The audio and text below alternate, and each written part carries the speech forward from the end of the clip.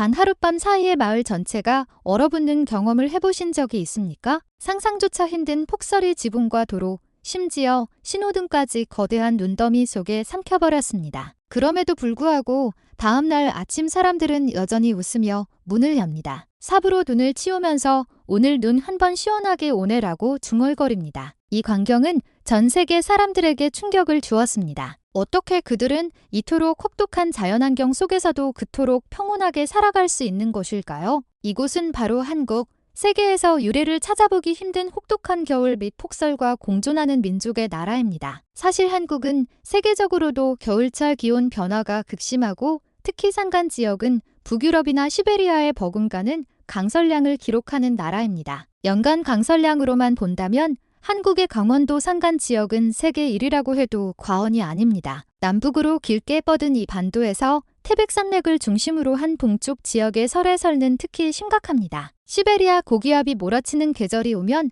눈더미는 집을 통째로 집어삼킬 듯 쌓입니다. 강원도에서는 지붕이 눈에 파묻히고 전라도에서는 제설차의 소리와 함께 아침이 시작됩니다. 설악산과 지리산의 산간 마을에서는 눈더미가 나뭇가지 끝까지 쌓이며 일부 오래된 가옥은 겨울을 나기 위한 독특한 방안 구조를 갖추고 있습니다. 인간이 거주하는 지역으로서 세계에서 이렇게 집중적으로 많은 눈이 내리는 나라는 드뭅니다. 그러나 이렇게 엄청난 눈이 내리는 나라임에도 불구하고 이곳의 고속철도 케이트주는 비록 약간의 지연은 있을지언정 운행을 멈추지 않고 도로는 깨끗하게 정비되며 사람들은 평온한 일상을 이어갑니다. 이러한 혹한과의 공존 정신이야말로 바로 한국인의 지혜가 낳은 결정체입니다. 폭설은 실현입니다. 그것은 때로 지붕을 무너뜨리고 도로를 봉쇄하며 삶을 중단시킵니다. 하지만 한국인들은 이 추위와 눈을 적으로 간주하지 않고 기나긴 세월 동안 그것과 공존하는 법을 터득해왔습니다. 그들은 온돌온돌이라는 독특한 난방 문화를 발전시켰고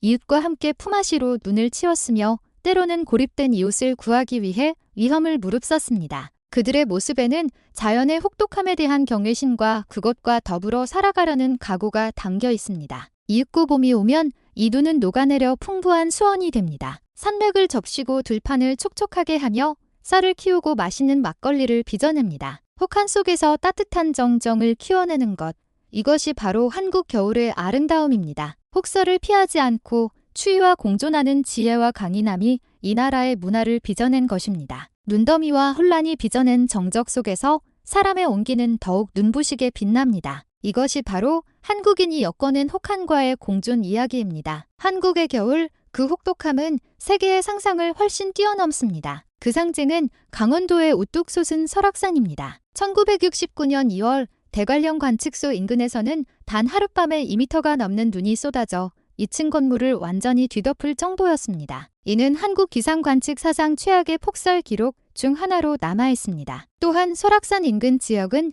연평균 강설량이 10m를 넘는 놀라운 기록을 가지고 있습니다. 이처럼 세계 최고 수준의 폭설지대로 불리는 이곳에서 한파가 몰아치는 계절이 오면 사람들은 지붕에 올라가 눈을 치우고 길을 냅니다. 이것이 그들에게는 익숙한 일상입니다. 바로 이런 평범한 노력이 세계의 찬사를 받는 것입니다. 인구 10만 이상 도시를 대상으로 한 연간 혹한 일수 순위를 매긴다면 강원도의 도시들은 북유럽이나 북미의 대도시들을 제치고 상위권을 독차지할 것입니다. 그렇다면 왜 한국은 이토록 춥고 눈이 많이 내리는 것일까요? 정답은 지리와 기후의 절묘한 조화에 있습니다. 겨울철 시베리아에서 불어오는 차갑고 건조한 공기가 동해를 건너면서 다량의 수증기를 흡수합니다. 이 습기를 머금은 차가운 공기는 태백산맥이나 설악산 같은 높은 산맥과 부딪혀 강력한 눈구름을 생성합니다. 이 눈구름이 강원도 평야와 산간 지역에 폭설을 쏟아붓는 것입니다. 때로는 하룻밤 사이에 마을 전체를 완전히 뒤덮기도 합니다. 이런 현상은 다른 나라에서는 거의 볼 수 없습니다. 한국처럼 바다와 높은 산맥이 이토록 가깝게 붙어 있고 지형의 고저차가 극심한 나라는 매우 드물기 때문입니다. 자연 지형 자체가 폭설을 잉태하는 무대가 되는 것입니다. 외국의 기후학자 슈미트 박사는 그의 저서에서 한국은 겨울의 기적이다. 그렇게 깊은 눈과 얼음 속에서도 고속철도가 운행하고 사람들이 평온하게 살아가는 나라는 어디에도 없다라고 말했습니다. 실제로 폭설이 내린 지역에서도 기차는 거의 정시에 운행하며 밤이 되면 가로등이 하얀 설원에 반사되어 몽환적인 풍경을 자아냅니다. 외국인 관광객들은 이 광경을 보고 종종 감탄하며 말을 잇지 못합니다. 이것이 바로 이토록 혹독한 기후 속에서 살아가는 한국인들의 세상인 것입니다. 근래에는 이 겨울이 주는 혹독함을 즐기는 문화도 탄생했습니다. 매년 열리는 화천산천어 축제나 태백산 등 축제는 전 세계 관광객들을 끌어모읍니다. 눈과 얼음이 조각한 작품들은 겨울밤 하늘을 아름답게 수놓습니다. 설악산의 설경과 겨울 바다의 일출 또한 인간과 자연이 공존하는 상징으로 해외 언론에 자주 보도됩니다. 눈은 시련이자 은혜이며 또한 자부심입니다. 사람들은 추위를 두려워하지 않고 그것과 공존하며 때로는 그것을 축복으로 바꿉니다. 한국은 겨울에 의해 사랑받는 나라라고 독일의 영상 작가 한스 슈바르츠는 인터뷰에서 이런 말을 남겼습니다. 이 나라에서는 폭설이 고요함을 말하고 그 고요함은 사람의 따뜻한 정을 말해줍니다. 확실히 그렇습니다. 세상에 춥고는 많은 나라는 많지만 그 추위 속에서 삶을 단련해온 나라는 한국 외에는 존재하지 않을지도 모릅니다. 혹독한 겨울을 견뎌낸 눈은 마침내 봄이 오면 확실한 응애로 돌아옵니다. 산맥에 쌓인 눈이 천천히 녹아내려 맑은 수원이 되어 흘러내립니다. 바로 이는 녹은 물이 한국의 풍부한 문화를 지탱하고 있습니다. 호남평야, 김포평야, 철원평야의 눈은 모두 겨울의 풍부한 강설과 봄에 둔 녹은 물 덕분입니다. 겨울 동안 대지를 뒤덮은 눈은 흙을 보호하고 봄이 되면 천연 미네랄이 풍부한 물이 되어 논밭을 적십니다. 이 물은 우수한 품질의 쌀을 키워내고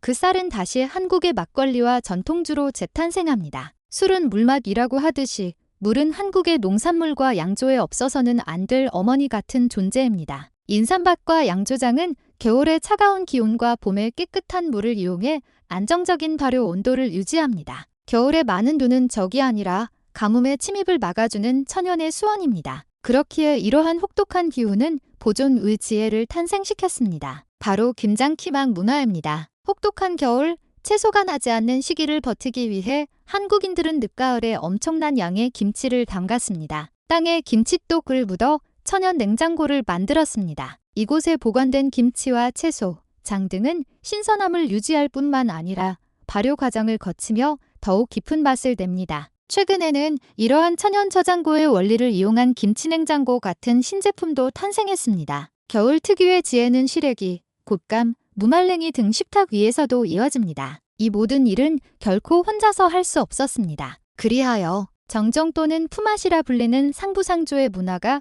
깊이 뿌리내렸습니다. 만약 누군가 어려움에 부딪히면 사람들은 당연하다는 듯이 손을 내밀고 보답을 바라지 않으며 다음 사람을 돕습니다. 이런 상호부조의 정신이야말로 혹한의 문화를 지탱하는 근간입니다. 추위는 사람을 고립시키는 존재가 아니라 오히려 사람을 하나로 연결하는 존재입니다. 폭설로 고립된 밤, 멀리 보이는 이웃집의 불빛을 볼 때 마음은 오히려 따뜻해집니다. 이러한 경험을 통해 사람들은 함께 살아간다는 것의 소중함을 깨달았습니다. 한국인에게 혹한은 결코 적이 아닙니다. 그 혹독함을 받아들이고 그 속에서 은혜와 아름다움을 찾는 것. 이것이 예로부터 이어져 온 한국인의 자연관입니다. 눈은 조용히 내리며 인간을 시험하고 또한 인간을 길러냅니다. 그리고 그 속에서 배양된 지혜와 따뜻함은 지금도 이 나라의 문화를 지탱하고 있습니다. 눈은 이 나라의 사람들을 하나로 묶어줍니다. 이처럼 한국의 혹한 문화가 널리 알려져 있지만 시련의 밤은 예기치 않게 찾아오기도 했습니다. 2018년 2월 기록적인 한파와 폭설이 강원도 산간 지역을 덮쳤습니다. 영동고속도로가 엄청난 눈더미와 빙판으로 뒤덮이며 재앙과도 같은 교통정체가 발생했습니다. 바로 그날 밤 모든 사람이 잊을 수 없는 사건이 일어났습니다. 밤의 영동고속도로는 평소보다 더욱 고요했습니다. 고요하다고는 했지만 자세히 귀 기울이면 눈발이 차체를 계속해서 때리는 소리가 들렸습니다. 와이퍼는 얼어붙은 유리를 긁어냈고 히터는 낮은 소리를 내며 계속 따뜻한 바람을 내보냈습니다. 이윽고 맨 앞에 붉은 브레이크 등이 움직임을 멈췄습니다. 행렬 전체가 멈춰 섰습니다. 오직 엔진 소리만이 눈더미 깊은 곳에서 낮게 울리고 있었습니다. 시간 감각이 점점 사라졌습니다. 2018년 2월 강원도를 덮친 기록적인 폭설은 결국 이 교통 대동맥을 집어삼켰습니다. 빠져나갈 수 없는 차량의 행렬은 끝없이 이어졌고 최종적으로 1,500대에 달했습니다. 비상등이 깜빡이며 눈과 빛이 마치 서로를 끌어당기듯 흔들렸습니다. 운전석에서는 사람들이 휴대폰 배터리를 걱정했습니다. 조수석에서는 아이들이 담요를 뒤집어 쓰고 있었습니다. 차 밖은 무자비한 눈보라, 차 안은 점점 스며드는 냉기, 불안감은 소리가 되지 못하고 오직 차창에 부딪히는 눈발만이 사람들의 신경을 갉아먹고 있었습니다. 새벽녘, 바람은 더욱 거세졌습니다. 눈발은 가루에서 물방울로 다시 얼음덩이로 변해 시야를 가렸습니다. 매연 냄새, 부동액 냄새, 그리고 미약한 휘발유 냄새가 뒤섞여 잇태세된 세계의 압박감은 점점 강해졌습니다. 바로 그때 저 앞쪽에서 따뜻한 김이 피어올랐습니다. 누군가 다가와 창문을 두드리는 소리가 들렸습니다. 이거라도 좀 드세요.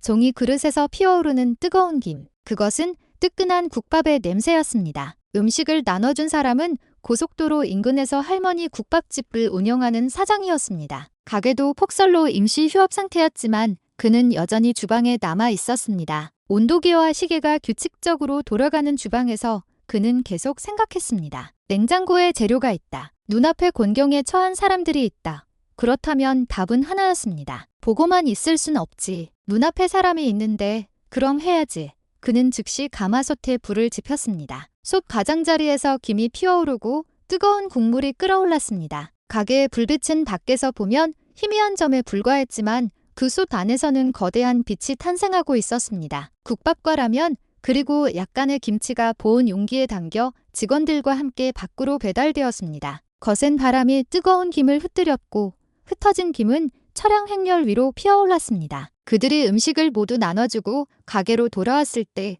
손가락의 감각은 이미 마비되어 있었습니다. 하얀 입김이 겹쳐져 시야를 흐릿하게 했습니다. 그러나 이 약 500인분의 따뜻한 음식은 분명히 사람들의 몸과 마음을 녹여주었습니다. 또 다른 온기가 어디선가 퍼져나가기 시작했습니다. 비상등의 바다 속에서 2대의 트럭 측면 문이 차례로 열렸습니다. 빵을 싣고 가던 배송 트럭이었습니다. 18명의 운전기사들이 무전으로 연락을 주고받았습니다. 화물을 확인한 뒤 빵과 우유가 상자에서 상자로, 손에서 손으로 전달되었습니다. 이거 괜찮아요? 상품이잖아요. 돈 낼게요. 아니요, 돈 안 받습니다. 괜찮아요. 이게 정이니까요. 이럴 땐 서로 돕는 게 당연하죠. 그 옆에서 한 젊은 견인차 기사가 삽을 들고 트럭 운전사에게 조심스럽게 인사를 건넸습니다. 머플러 주변에 눈이 쌓였어요. 이러다간 묻혀서 배기가스가 역류에 위험해요. 같이 팝시다. 큰일 날 뻔했네. 고마워요. 청년은 익숙하게 눈을 파냈습니다. 모르는 아이에게 담요를 건네고 낯선 노인의 와이퍼에 서리 제거제를 뿌려주었습니다. 아무도 이름을 묻지 않았고 아무도 이름을 밝히지 않았습니다. 이 도움은 누군가를 특정하지 않고 그저 묵묵히 눈앞에 필요한 모든 도움을 쌓아 올렸습니다. 가게 뒷문에서 할머니 국밥집 사장은 다시 불을 지폈습니다. 밥이 모자라네. 그럼 국물을 더 내자. 채소를 더 가늘게 썰고 염분은 적게 몸에 부담 없도록 눈보라 속이라 맛이 둔해질 테니 후추를 좀 더 강하게. 주방에서의 작은 판단들이 차 안에 갇힌 사람들에게는 거대한 안도감이 되었습니다. 도로 곳곳에서 똑같은 선의의 고리가 탄생했습니다. 인근 주민센터는 비축해둔 빵과 우유를 가까운 대피소로 보냈습니다. 개인 상점들은 가게 앞에 생수 박스를 내놓고 필요하신 분 가져가세요라는 종이를 붙였습니다. 어떤 눈빛도 보답을 바라지 않았습니다. 오직 서로 하얀 입김을 내뿜으며 나누는 짧은 말뿐이었습니다. 괜찮으세요? 그래도 따뜻한 게 좀 낫죠. 아직 한참 걸릴 것 같네요. 다들 순서대로 합시다. 이럴 때일수록 서두르지 말고요. 저녁 무렵 바람이 한순간 멎었습니다. 눈은 여전히 내렸지만 그 소리는 한결 부드럽게 들렸습니다. 차 안의 아이들은 잠이 들었습니다. 운전석의 어른들은 의자에 몸을 기댄 채 눈을 감았습니다. 저 멀리서 미세한 금소금이 들려왔습니다. 그것은 제설차가 다시 시동을 거는 소리였습니다. 한때 눈의 장벽이었던 도로 가장자리에 가느다란 흔적이 나타났습니다. 흔적은 점차 선이 되었고 서는 길이 되었습니다. 멈춰있던 차량 행렬이 아주 조금씩 천천히 앞으로 움직이기 시작했습니다. 다음 날 아침 눈은 여전히 깊었고 복구는 더뎠지만 사람들의 표정은 어제보다 훨씬 평온했습니다. 누군가는 국밥집의 종이 그릇을 소중하게 접어 계기판에 넣었고 누군가는 나눠 받은 빵봉지로 작은 쓰레기 봉투를 만들었습니다. 누군가는 밤사이에 알게 된 옆차 가족에게 손을 흔들었습니다. 서로 기억하는 것은 이름이 아니라 손의 온기와 뜨거운 김의 냄새였습니다. 이 일은 곧 해외에도 전해졌습니다. 위성 회선을 통해 전송된 영상에는 영문 자막이 붙었습니다. 더 스피리트 오브 정신. 학자들은 아마도 논문에서 이를 상호 부조의 사회적 자본이라고 불렀을 것입니다. 그러나 차량 행렬 속에 있던 사람들은 그것이 그보다 훨씬 단순한 것임을 알고 있었습니다. 그 밤을 견딜 수 있었던 것은 이거 드세요. 그리고 괜찮으세요. 라는 낯선 이의 한마디 덕분이었습니다. 교통정체가 풀리고 차량들이 지나갈 때 국밥집 주방에서는 다시 조용한 정리 소리가 났습니다. 사장은 가스 밸브를 잠그고 마지막 숯을 닦았습니다. 가게 밖은 여전히 눈밭이었습니다. 그는 한숨을 내쉬며 짧게 말했습니다. 다음에 또 이런 일이 생겨도 우린 똑같이 할 겁니다. 문은 여전히 혹독하고 배자연은 아무것도 바꾸지 않았습니다. 바뀐 것은 오직 사람들이 선택한 행동뿐이었습니다. 폭설에 저항하는 것이 아니라 그 폭설 속에서 누군가를 위해 약간의 추위를 나누어 지는 것. 이 하나하나의 선택이 쌓여 눈 덮인 대지 위에 따뜻한 길을 새긴 것입니다. 그리고 우리는 떠올립니다. 눈은 비록 인간을 시험하지만 인간은 바로 그 시련 속에서 따뜻해질 수 있다는 것을. 그날 밤 강원도 고속도로 위에서 수많은 작은 선인은 폭설보다 그리고 차가운 공기보다 더 강력한 빛을 발했습니다. 정정이라는 정신, 품앗이의 마음이 존재하는 한 한국의 겨울이 아무리 혹독할지라도 결코 외롭지 않을 것입니다. 그 눈 속에 갇힌 밤, 차 안에는 한국인만 있었던 것이 아니었습니다. 관광 중이던 미국인 남성 데이비드 씨도 있었습니다. 그의 첫 한국 여행이었습니다. 서울의 고궁과 푸른 산의 경치를 기대했습니다. 낮의 본설경은 한 폭의 그림 같았습니다. 그는 한국의 겨울이 고요하다고 말했었습니다. 그러나 그날 밤 영동고속도로에서 차량이 움직임을 멈췄을 때 상황은 완전히 달라졌습니다. 창밖은 소리를 빨아들이는 어둠이었고 차 안은 점점 차가워졌습니다. 엔진을 끄면 금세 하얀 입김이 뿜어져 나왔습니다. 택시 기사는 침착한 어조로 괜찮아요. 금방 뚫릴 겁니다라고 반복했지만 낯선 곳에서의 불안감은 거대했습니다. 시간이 흐를수록 불안감은 쌓여만 갔습니다. 얼마나 더 기다려야 하지. 데이비드가 그렇게 생각할 때 똑똑 창문을 두드리는 소리가 들렸습니다. 눈 속에 서 있는 사람은 작업용 점퍼를 입은 한국인 남성이었습니다. 그의 얼굴은 꽁꽁 얼어 붉어졌고 내쉬는 숨은 하얗지만 얼굴에는 온화한 미소를 띠고 있었습니다. 뜨거운 건 아니지만 이거라도 좀. 남성의 손에는 비닐봉지에 담긴 빵 몇 개가 들려 있었습니다. 그는 빵 배송 트럭의 운전사였습니다. 그 자신도 똑같은 정체 속에 갇혀 있었지만 빵을 나눠주고 있었습니다. 데이비드는 황급히 지갑을 꺼내며 영어로 물었습니다. How much? 얼마죠? 남성은 고개를 저으며 조용히 말했습니다. 괜찮습니다. 어려울 땐 서로 돕는 게 당연하죠. 그게 정입니다. 어려울 땐 서로 돕는 게 당연하다. 정이라고? 정말로 대가 없는 선의가 존재한단 말인가? 그 순간 데이비드는 마음 깊은 곳에서부터 따뜻한 무언가가 차오르는 것을 느꼈습니다. 이 극한의 추위 속에서 낯선 이의 선의가 그에게 손을 내민 것입니다. 그것은 돈으로 살 수 없는 언어를 초월한 온기였습니다. 그는 빵을 받아들고 손에 남은 온기를 확인했습니다. 훗날 그는 사람의 온기가 추위보다 더 강했다라고 말했습니다. 곧이어 차량 행렬 속에서 연쇄 반응이 일어났습니다. 근처의 운전자들이 담요를 공유했고 다른 차에 있던 사람들이 삶은 계란을 건넸습니다. 소셜미디어에는 누군가 빵을 나눠주고 있다는 소식이 퍼졌습니다. 주변 사람들은 각자 자신이 할 수 있는 일을 하기 시작했습니다. 작은 선의가 폭설 속에서 연달아 꽃을 피웠습니다. 하늘이 한꺼풀 빛을 드러내자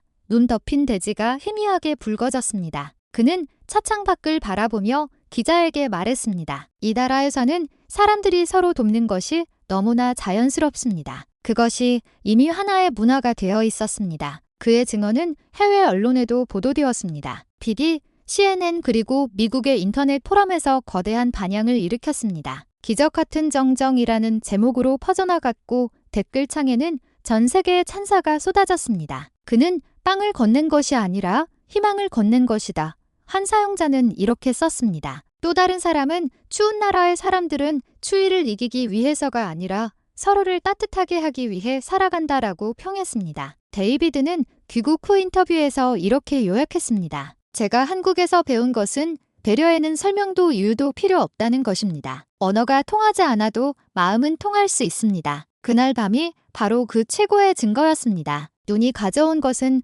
단순한 재난이 아니었습니다. 그것은 한 나라의 사람들 마음에 새겨진 사람의 온기라는 빛이었습니다. 그리고 그 빛은 바로 혹한 속에서 더욱 강렬하게 빛났습니다. 폭설의 밤, 빵을 나누고 낯선 이에게 인사를 건네는 광경 뒤에는 결코 우연이 아닌 한국인들의 삶의 방식이 있었습니다. 예로부터 혹한의 나라 사람들은 서로 품앗이를 하며 살아왔습니다. 지붕에 눈을 치우는 일, 김장을 담그는 일, 마을 축제를 준비하는 일, 그리고 재해, 시의 복구 작업. 이 중 어느 것도 혼자서 할 수 있는 일은 없었습니다. 그렇기 때문에 사람들은 당연하게 서로의 힘에 의지했고 그런 신뢰 속에서 살아왔습니다. 품앗이는 한국인들이 이런 상부상조의 문화를 부르는 단어입니다. 그것은 원래 모내기를 하거나 집을 수리할 때 서로 노동력을 교환하던 관습이었습니다. 비록 보수는 없지만 다음엔 내가 도움을 받을 차례라는 생각이 마을을 긴밀하게 연결했습니다. 품앗이는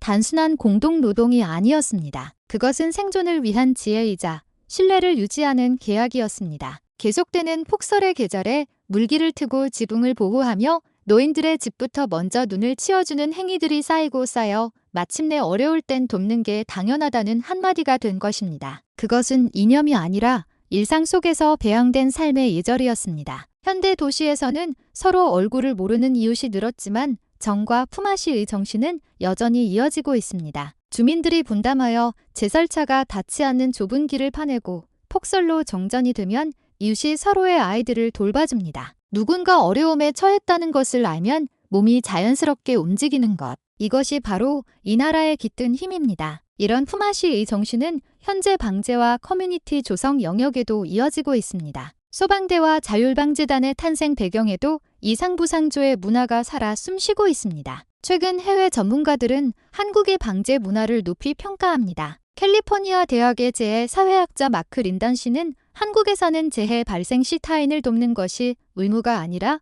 뿌리 깊은 습관, 즉 정이다라고 말했습니다. 다른 나라에서는 재난이 공포와 약탈을 부르지만 한국에서는 협력과 정을 부른다는 것입니다. 한국에서 재해는 사람을 고립시키지 않는다는 평가는 단지 기술의 진보 때문만이 아니라 사람과 사람 사이의 신뢰가 방제의 최전선에 서 있기 때문입니다. 사람은 오직 타인의 지지 속에서만 생존할 수 있습니다. 혹한의 나라 사람들은 이 간단한 신념을 깊이 알고 있습니다. 그렇기 때문에 폭설이 내리는 날에도 그들은 여전히 웃으며 서로를 배려하고 서로 도우며 겨울을 이겨냅니다. 혹한의 나라에 사는 힘은 추위에 견디는 강인함이 아닙니다. 그것은 타인을 배려하는 마음을 꺼뜨리지 않는 가장 인간적인 강인함입니다. 강원도 폭설에서 목격된 상부상조의 광경은 마침내 국경을 넘어섰습니다. 해외 언론은 기적 같은 정정을 보도하며 품앗이의 정신을 소개했습니다. 한국의 혹한 문화를 따뜻한 나라의 상징으로 소개한 미국 뉴스 웹사이트의 댓글란에는 수많은 놀라움의 목소리가 줄을 이었습니다. 이 나라 사람들은 위기 속에서 서로를 보호하는 것을 당연하게 여긴다. 이것이야말로 인류가 거의 잊어버린 가치다. 유럽의 신문들도 한국인들이 낯선 이에게 음식을 나눠주는 광경을 보도하며 세계의 희망을 보여주었다고 전했습니다. 동시에 현실적인 시각도 있었습니다. 제설 작업의 지연은 행정적인 과제이며 더 많은 자원을 투입해 대책을 세워야 한다는 건설적인 의견도 많았습니다. 이는 한국이 정신적으로 뿐만 아니라 체제적으로도 서로를 지탱하는 나라임을 보여줍니다. 또한 호주의 재해 심리학자 사라 맥켄지 박사는 한국 사회는 상부상조를 감정이 아닌 하나의 문화로서 계승하고 있다. 재해 발생 시 공황이 일어나지 않고 협력이 나타나는 것은 사람과 사람 사이의 신뢰가 일상생활에 뿌리내리고 있기 때문이라고 분석했습니다. 아시아 언론들도 정정 그리고 품앗이라는 단어를 소개했습니다. 이 단어들은 일본의 퀴즈나 유대보다 더 실천적이다. 한국인들은 상부상조 행위 자체를 하나의 문화로 여긴다. 모든 나라의 논평에는 한 가지 공통점이 있었습니다. 바로 대가 없는 따뜻함에 대한 경의였습니다. 혹한의 나라에서 자라난 정과 품앗이의 정신은 이제 한국을 넘어 전 세계 사람들에게 감동을 주고 있습니다. 눈은 비록 인간을 시험하지만 한국인들은 이 시련 속에서 사람의 온기라는 가장 강력한 빛을 찾아낸 것입니다. 눈의 맑음은 단지 혹독함만이 아닙니다. 그 속에는 사람과 사람 사이를 잇는 정의 마음이 담겨 있습니다. 자는 눈이 단순히 자연 현상이 아니라 사람과 사람을 연결하는 힘 그 자체라고 믿습니다. 만약 오늘 이야기 중 단 하나라도 당신의 마음을 따뜻하게 한 순간이 있었다면 부디 그